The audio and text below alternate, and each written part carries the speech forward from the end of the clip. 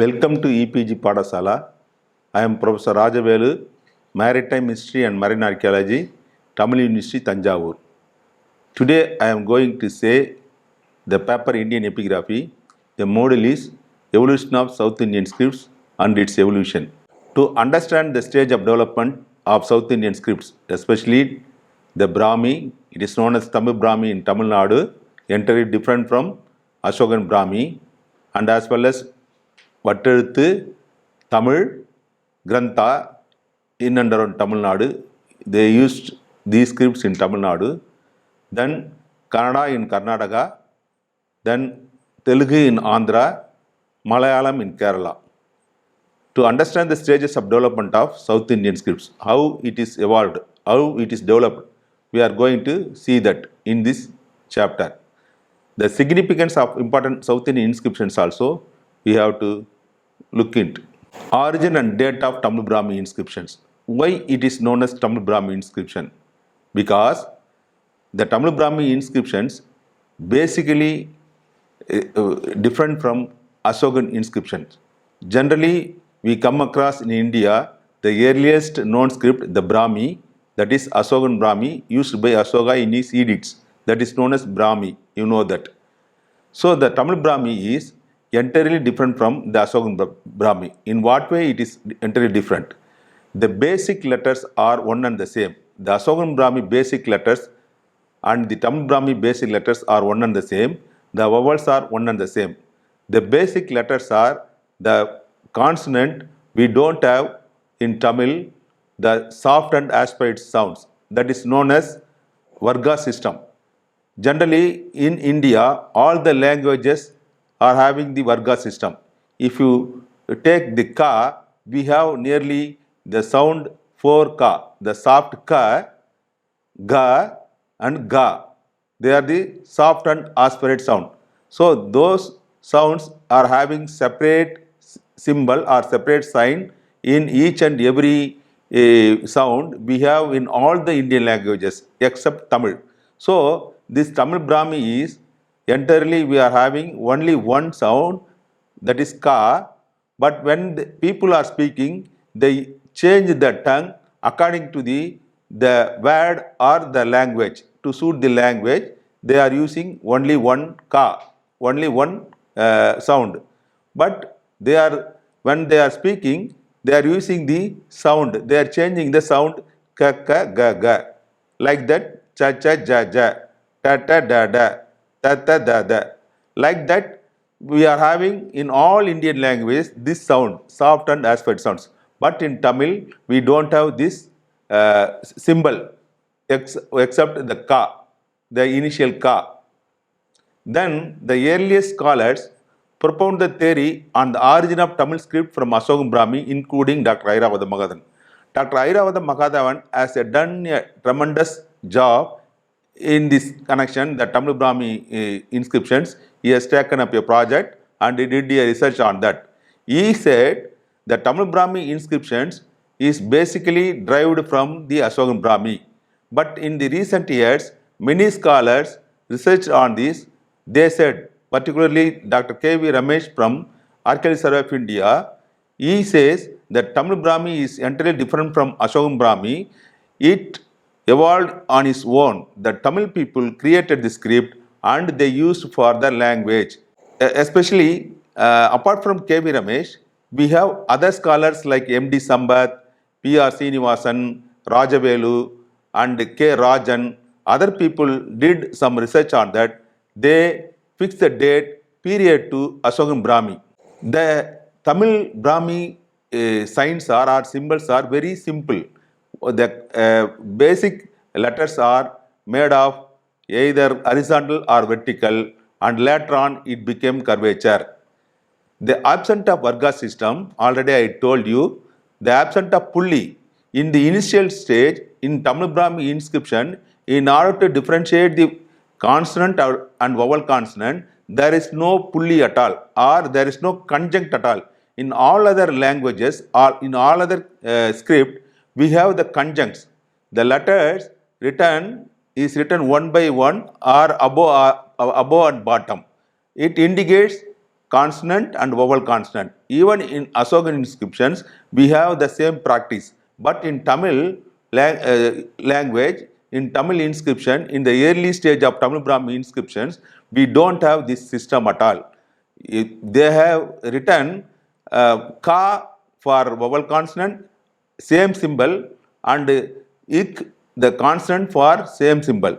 So in order to read that, they must know the language. Otherwise, it is very difficult to read the word because they are all in primitive stage.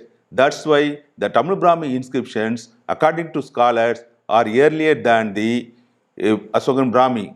At least from 6th century BC or 5th century BC onwards, it starts.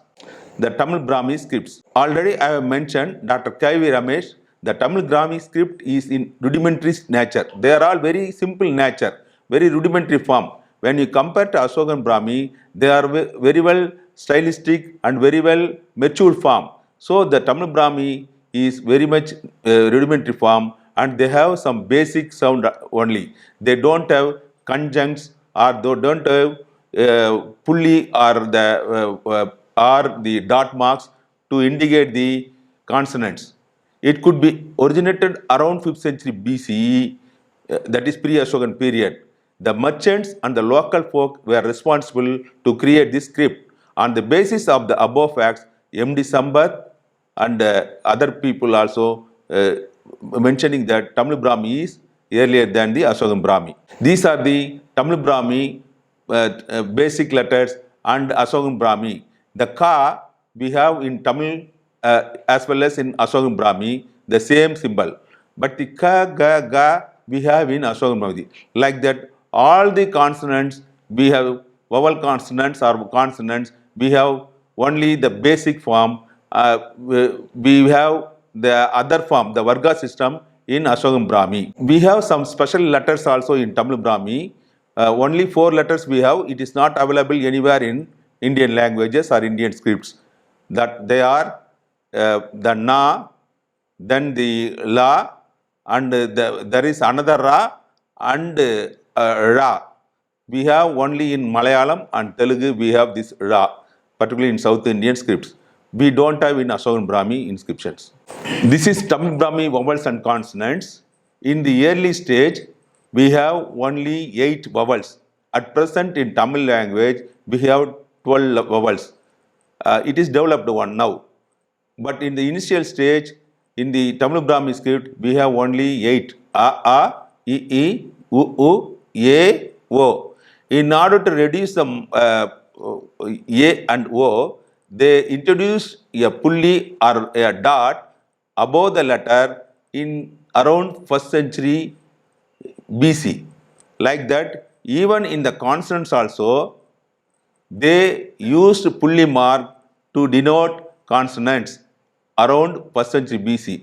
That's in the earliest grammatical work known as Tolgapiyam, written by Tolgapiyar, says மெய்யின் இயற்கை புள்ளியோடு இணையல் எகரமும் ஒகரமும் அவ்விதமற்றே.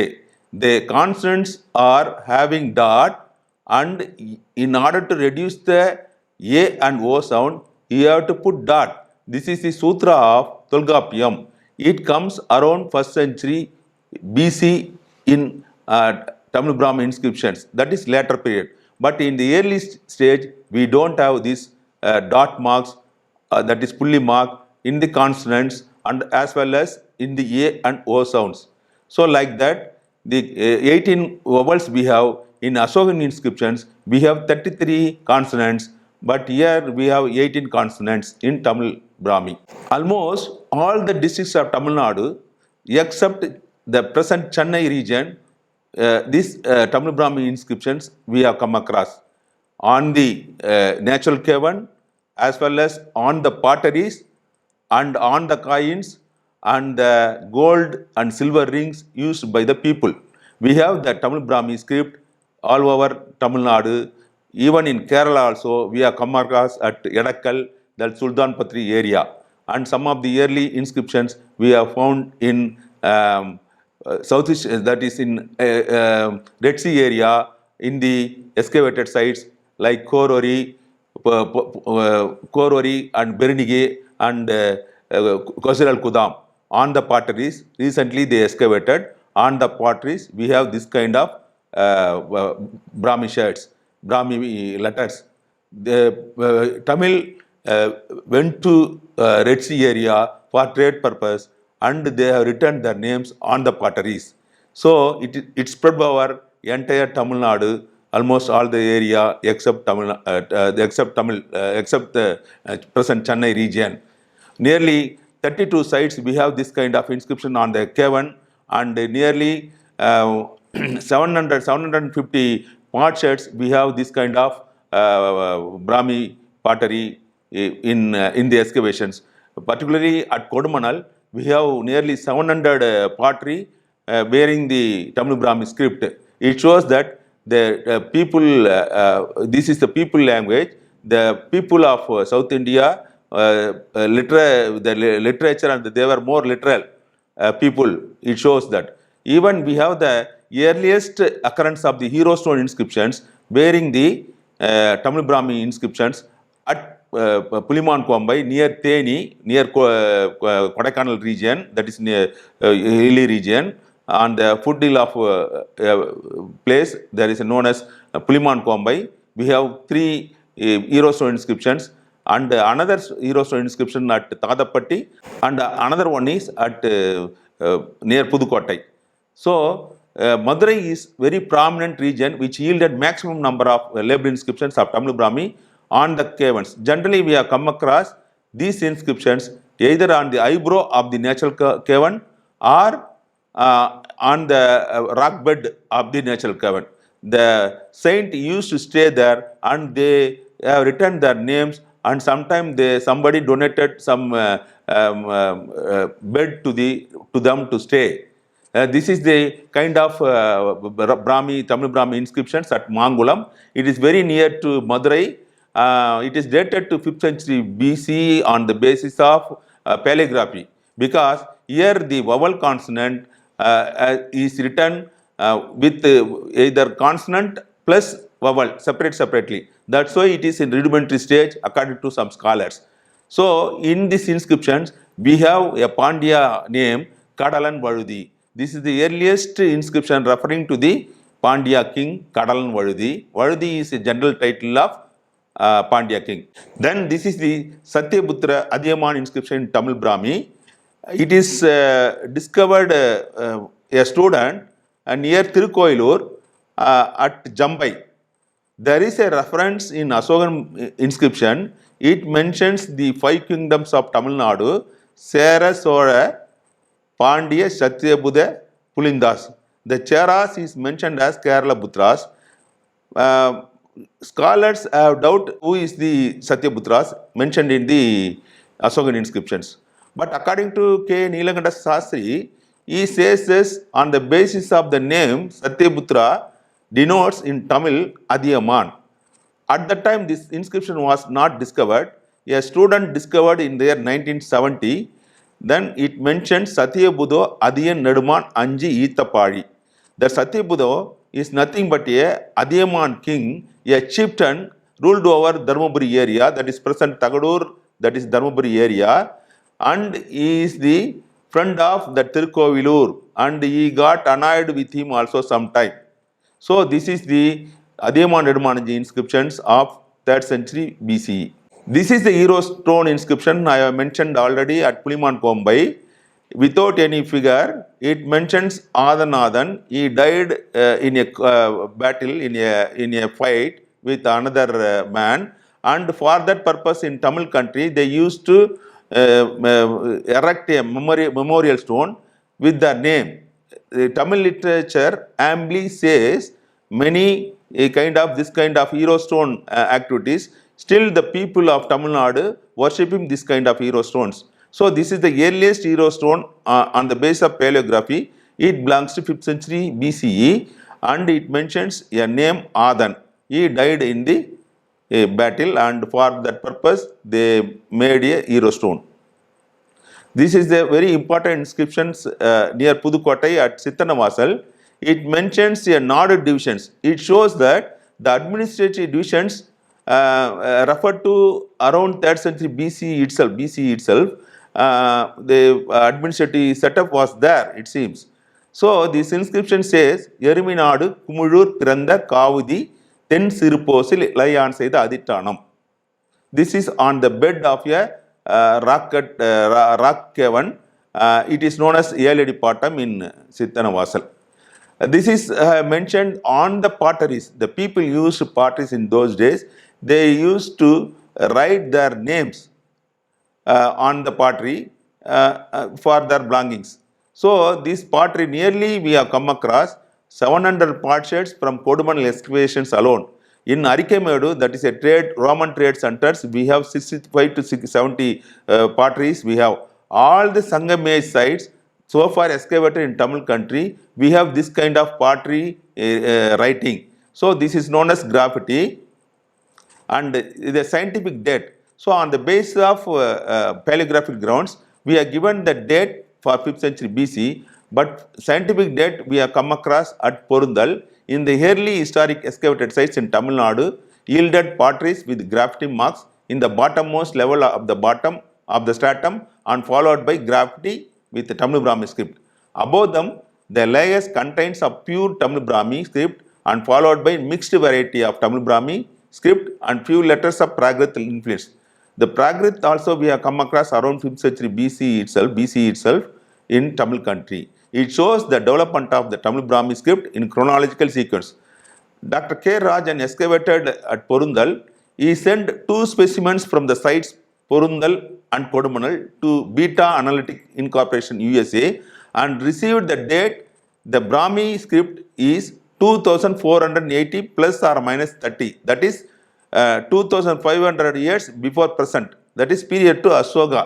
So the Porundal excavations and Kodumanal excavations shows that the people of Tamil Nadu knew the art of writing and reading.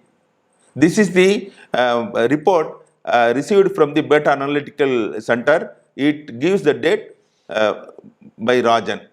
The Tamil Brahmi inscriptions later on divided into 2. It is developed into 2 around 1st century AD. 1st century AD onwards, it is divided into 2. One is known as Vatteluthu and another one is known as Tamil. Around 2nd century CE, it is fully developed and Tamil Brahmi script more developed. We can see in Aragalur and the mature curvature form, the Vattam. It is known as Vattam. In Rajaraja inscription, it is known as Vattam. So it is known as Vatteluthu in the by the scholars now. So then one can see both the forms in the inscriptions of Arachalur, that is Erode, Amman Koilpatti, Salem, Tirunadar Kundru, Viluppuram, Arasalapuram, Viluppuram, Irulapatti, Dharmapuri. All these Vatteluthu and Tamil inscriptions one can see in these inscriptions in the one inscriptions at all these places. Thus shows both the scripts were evolved from the one mother script known as Tamil Brahmi around 5th century BC. Then it is divided into Vatteluthu and Tamil. The development of Vatteluthu and script, now we are going to see that. This is the Vatteluthu and the other side is Tamil. Both the Vatteluthu and Tamil evolved from the basic Tamil Brahmi script. Then Vatteluthu. Many scholars had the opinion that Vatteluthu, before discovering of the hero stone inscriptions in Tamil Nadu, they thought that after seeing the Vatteluthu script, they are very simple and they are in curvature form, more curvature form. They thought that it looks like Kharosthi. So scholars think that the Kharosthi Aramic is the basic form of the Vatteluthu script. They originated from Kharosthi and Arabic. But recent researchers says the Vatteluthu is derived from Tamil Brahmi around 1st and 2nd century AD. Then Vatteluthu script was variously referred to as Deccan Malayalam, Nana Mona, Koleluthu and Kanneluthu, etc. It was once a royal script of Pandyas of Madurai. After the discovery of many hero stone inscriptions on the northern part of Tamil Nadu, we have come across the cattle breeders, the agriculture people used the script in the northern part of Tamil Nadu. The script was prevalent in all parts of Tamil Nadu from 4th century to till 18th century CE. The earliest Vatteluthu script used by the cattle breeding people of northern part of Tamil Nadu Then it traveled to Pandya region around 7th century CE. It went to Kanyakumari and Kerala region later on. In Kerala, the script was used until 18th century CE. The present Malayalam script is the admixture of Vatteluthu and Grantha script. This is the transition period. We have transition period Vatteluthu. The first plate is from Aracholur. One can see the Vatteluthu as well as Tamil in this inscription itself. The Vatteluthu is, we have more curvature form, and we have the pulli or dot marks on the consonant, and each and every consonant is having dot marks. This is the evolution of Vatteluthu from Tamil Brahmi. This is a famous Pilliyarpatti inscription. This also we have the transition period in Vatteluthu inscription. It mentions the cave was scooped by one Erikatur Kon Perundachan. Then again we can see the curvature form in this inscription. This is from Amman Koil Patti. It says that Paramban Kogur Kiran Koban Kanadevan. He excavated a well irrigation tank near the village.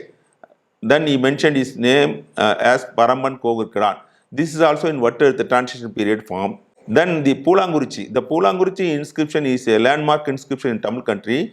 It was also recently discovered one, around 30 years back it was discovered. It has all the developed form, all the consonants having the dot marks and also A and O. It mentions the era 182. It mentions a era. It mentions a king name as Sandan. So it could be a Kalabra king according to some scholars. So we can see the development of Vatteluthu in this inscription. This is the Pulangurichi inscription, a facsimile of Pulangurichi inscription. This is developed from Brahmi to converted into Vatteluthu. This is a very important memorial stone. The people of South India not only erected the memorial stone for the value of the person or a man, but also to the animals. So here cockfighting has done. So the cock was died in the battle. So the practice, this is amusement of people. So the people after the death of a cock, they erected a memorial stone for that. This is from Arasalapuram. Another one is from Achirupakam, Indalur, a village very near to Achirupakam. It mentions Mugayuru Mer Cheridu Adi Karigiya Kodi. It mentions Mugayuru Mer Cheridu Adi Karigiya Kodi. It is in Vatteluthu character of transition period. Again, this Indalur inscription also Melcheri Porugotta. So this is the practice of Tamil people in those days, erecting a stone in Vatteluthu. This is the Vatteluthu hero stones from Magendravarman period. The Pallavas, they used three kinds of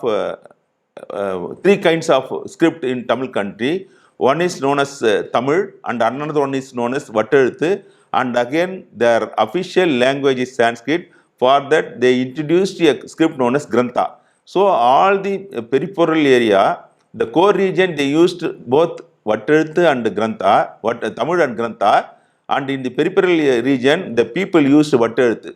So this is the inscription in Vatteluthu character in Thiruvannamalai region, and in and around Sangam and Dharmaburi, Velur and Salem region, the people used this script with the king's name. And when the man died in a battle, they erected a hero stone for them. This is again the development of Tamil and Grantha scripts we are going to see now. The Tamil and Grantha scripts. Already I have mentioned the Tamil script is also developed from the Tamil Brahmi script simultaneously in the northern part of Tamil Nadu along with Vatteluthu. While Vatteluthu was used by the pastoral community people for erecting the hero stones in the peripheral region, whereas the core region of Pallavas in and around Kanjipuram, the Tamil script was widely accepted as the court language of Pallavas. Pallavas used Tamil script to communicate their subjects in Tamil language, and the court language is Prakrit and later on Sanskrit. They used Grantha as the script to suit the Sanskrit language. When they ruled over the Tamil country, they introduced a new script known as Grantha, I have already mentioned. Hence, many early charters of Pallavas were issued either in Prakrit or in Sanskrit. However, the purport of the inscriptions were mostly written in Tamil script and Tamil language because it reached the people to understand. Pallankoil copper plate is the earliest copper plate issued in Tamil language and Tamil script issued by Simha Vishnu around 500 CE. But the paleography in this charter is the copy of a later period. Magendravarman issued inscription in Chastity Tamil and in Tamil script. His Vallam inscription and Sirvakam inscriptions are noteworthy to mention in Tamil characters. This is the Vallam inscription of Magendravarman. You can see the dot marks, that is pulli mark, in each and every consonants. It mentions Satru Mallan, Gunabaran, Mahindra Pottarasaru, Adiyan, Vayanda Piriyarasaru Magan, Kandasenan Seivitta Devakulam. He, a servant of Magendravarman, King Magendravarman Varman, created a temple and he has written this. That king name is Satrumallan Gunabaran. That is a title of Mahindra Pottarasar, that is a Magendravarman. This is the Magendravarman period inscription. It is also in Tamil characters. It mentions a physician, personal physician, a doctor of Magendravarman. This is the earliest copper plate inscriptions issued by Simha Vishnu 500, but on the basis of paleography, it is dated to later. This is a very important inscription to read. This is again the Pallava introduced a new script known as Grantha for the purpose of Pragrat and Grantha. So we don't have, already we have mentioned that we don't have soft and aspirate sound in Tamil script, Tamil language. So that Tamil script, we don't have the symbols. So that's why when Pallava ruled over the Tamil country, their capital city Kanjipuram, they issued many copper plates in Sanskrit and Tamil characters, and the early charters are in Pragrat. They issued in Andhra. So they introduced a new script in order to write Sanskrit and Prakritic form. They introduced this one. This is the nothing but a development of Asogam Brahmi. The Pallava Grantha is originated from southern variety of Brahmi, prevalent in the Andhra region by the predecessors Sadavaganas, Salangayanas and Vishnugundins. To suit the Pragrat and Sanskrit language, they introduced the script. Tamil and Vatteluttu scripts do not have signs for aspirate and soft sounds. Asogan Brahmi to Southern Brahmi, from Southern Brahmi to it is evolved as Grantha at the later stage. This is the Grantha vowels and consonants. We have all the consonants, 33 consonants of like Asogan Brahmi, and we have the vowels. These are derived from the southern variety of Brahmi. Then Telugu and Kannada scripts. Telugu and Kannada scripts also more or less like Kannada, like Grantha scripts. The early form of Telugu and Kannada script is found in the inscriptions of the early Kadambas of Banavasi and the early Chalukyas of Badami in the west. Salangayana and early eastern Chalukyas were also utilized the script in the eastern part of Telugu Kannada speaking region from 4th to 7th century CE. The characteristic feature of the script is the tendency to make letters round. These scripts were originated from Asogan Brahmi. These Kannada and Telugu scripts originated from Asogan Brahmi. During Sadavagana and Ikshvaku period, the developed form of script was known as southern variety of Brahmi. The southern variety of Brahmi is a form of Brahmi. The Bhattipurulu Brahmi inscription is the fine example for the southern variety of Brahmi script. So according to some scholars, Bhattipurulu inscription is dated to pre-Ashokan period. At present, scholars hold a view that the antiquity of the Telugu script and its language goes back to nearly 2000 years before. We have many Prakritic charter, many Prakritic inscriptions in Andhra. They are having some Telugu influence according to some scholars. So, the Telugu language is known by the people even before 2000 years before present. The word Telugu is the derivation of Telinga, which means land or people. Sanakya, Vajrayana and Bharata mentions 80 Desa Bhashas, regional scripts, in which regional language, in which Andhri was the language of the Andhras around 3rd century BC. The difference between Telugu and Kannada is the head mark, that is known as serif, Shiramatra or serif. In Telugu, the old curved or angular forms are retained whereas in Kannada it becomes a straight line. There is no much difference between Kannada and Telugu scripts. Only the talakattu or the serif marks is different. The early Telugu inscriptions belong to the Telugu Cholas of Renadu of 6th century CE. The earliest inscription of Telugu character is Kalamalla inscription of Erikal Muthuraja Dhananja. This is the earliest Telugu inscriptions so far found in Andhra Pradesh. It is dated to 6th century CE. In this charter, there are only 8 vowels like Tamil Brahmi vowels. The letter is I appeared in Telugu later on around 10th century CE. This is the Bhattiparuli inscriptions we have now in Government Museum, Madras. They preserved all the Bhattiparuli Greek casket. This is some according to some calls pre-Ashokan period. This is the Kalamalla inscriptions. We have this is the earliest inscriptions of Telugu language and characters. And this is Yelluru grant of Devavarman on in Telugu. Then we are having the Kannada inscriptions, Almidi inscription. This is the earliest inscriptions of Kannada characters. According to some scholars, they are very much different from the date. This inscription was discovered by M.H. Krishna in Almidi village in Asan district of Karnataka. It is dated in 450 CE on paleographic grounds. The inscription is in verse form in Hala Kannada characters. Then Malayalam.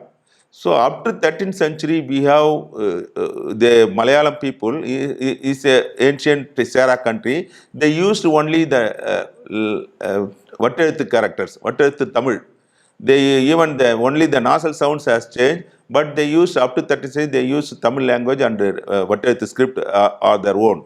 Then the Malayalam inscription came up. Malayalam is a language in Kerala around 13th century. The Malayalam script is the combination of both Vatteluthu and Grantha. For Sanskrit sound, they use Grantha script. Since the language Malayalam adopted the Sanskrit language, and the Vatteluthu and Grantha scripts formed part of Malayalam script. The earliest Malayalam inscription is Attingal inscription of 13th century CE. Before that, we have only the Vatteluthu inscriptions in Kerala. This is the Malayalam script. We have all the components of vowels and vowel and consonants script. So far, the southern part of India, comprising of Andhra, Karnataka, Kerala, Tamil Nadu, have their own languages and scripts. Except Tamil, the influence of Sanskrit witnessed in the Telugu, Kannada and Malayalam resulted to adopt the soft and aspirate sounds in the languages inevitably due to political reasons. The Tamil Brahmi script is the earliest script, later on bifurcated into 2 new scripts, namely Tamil and Vatteluthu. In order to suit the Prakrit and Sanskrit language, a separate script was introduced by the Pallavas, namely the Grantha, which is derived from southern variety of Brahmi. So far, we have studied the southern languages and southern scripts of South India, and we have come across the early Tamil Brahmi inscriptions. From it, the Vatteluthu and Tamil script has evolved, and then for to suit the Sanskrit, the Pallava introduced Grantha script. Then the southern variety of Brahmi, we have the Kannada and Telugu script. They evolved from 5th century AD onwards. The Kannada and Telugu script has come up, and many inscriptions are written in Telugu Kannada letters. So in South India, particularly in Tamil country, we have nearly 60,000 of inscriptions. 60,000 of inscriptions so far we have discovered. In Karnataka, nearly that is 15,000, and in Andhra, 10,000 inscriptions so far discovered in Telugu languages.